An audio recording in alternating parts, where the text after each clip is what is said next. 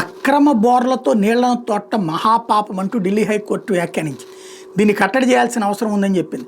అక్రమ బోర్లను నిరోధించకపోతే దక్షిణాఫ్రికాలో జోహెన్నెస్బర్గ్ నగరం ఎదుర్కొన్న పరిస్థితి ఢిల్లీకి ఎదురయ్యే ప్రమాదం ఉందని హెచ్చరించింది. జోహెన్నెస్బర్గ్లో ఏమైందో మీకు తెలుసా? కొన్నేళ్ల క్రితం ఆ నగరం తీవ్ర నీటి సంక్షోభాన్ని ఎదుర్కొంది. అలాంటి పరిస్థితి ఢిల్లీకి కూడా రావాలనుకుంటున్నారా అంటూ అధికారులను ఉద్దేశించి హైకోర్టు వ్యాఖ్యలు చేసింది. ఇక్కడ బేసిక్గా ఎవడన్నా ప్రభుత్వం మంచినీటి పంపిస్తానంటే వద్దండి నేను బోరేసుకుంటాను అనుకుంటాడా? ప్రభుత్వమే మంచిని సాగునీటి సదుపాయం కల్పిస్తే ఎవడన్నా బోరేసుకుని డబ్బులు తగలేసుకుంటాడా? అది లేనప్పుడే కదా బోరేసుకునేది. బోరుకి పర్మిషను ఇవన్నీ కాగితం పెట్టుకుంటే దశాబ్దాలు పట్టుద్ది. ఇక్కడ వ్యవసాయం చేయలేడు, ఇల్లు కట్టుకోలేడు, ఇంట్లోనూ బతకలేడు. బేసిక్గా ప్రభుత్వాలు తాగునీరు ప్రతి ఇంటికి ప్రతి వ్యక్తికి అందజేయగలిగిన రోజున ఇలాంటి తీర్పులు ఇవ్వాలి. వాస్తవానికి సుదూరంగా ఎక్కడో జోహెన్నెస్బర్గ్ గురించి ఆలోచిస్తే ఇప్పుడు ఢిల్లీలో వాళ్ళు ఎక్కడికి వెళ్ళి బతకాలి? జోహెన్నెస్బర్గ్ వెళ్ళి బతకాలా? అది కూడా ఆలోచించాలి కదా.